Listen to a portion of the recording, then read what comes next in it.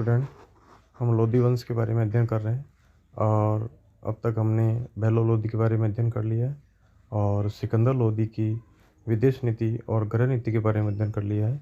आज हम जो है सिकंदर लोधी की धार्मिक नीति के बारे में अध्ययन करेंगे कि सिकंदर लोधी ने धार्मिक क्षेत्र में कैसी नीति का पालन किया।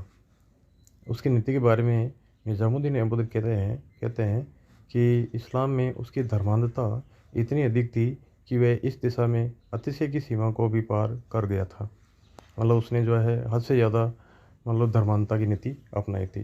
अब हम एक कुछ तथ्य देखेंगे जो एग्ज़ाम में ज़्यादातर पूछे जाते हैं।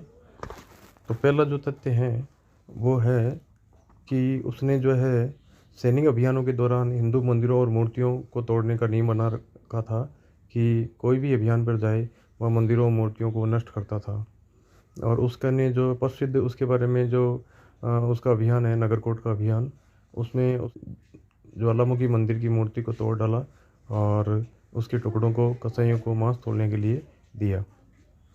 इसके अलावा जो है उसने मथुरा, नरवर, चंदेरी आदि स्थानों पर भी अनेक मंदिरों को नष्ट किया।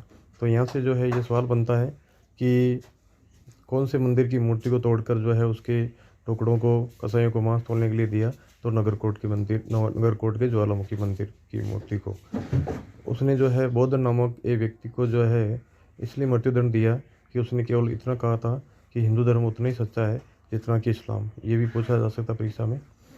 इसके अलावा उसने जो है हिंदुओं को बलपूर्वक मुसलमान बनाया और उनसे कठोरतापूर्वक जजिया वसूल किया। उसने यमुना के घाटों पर जो है हिंदुओं के स्नान करने पर प्रतिबंध लगा दिया।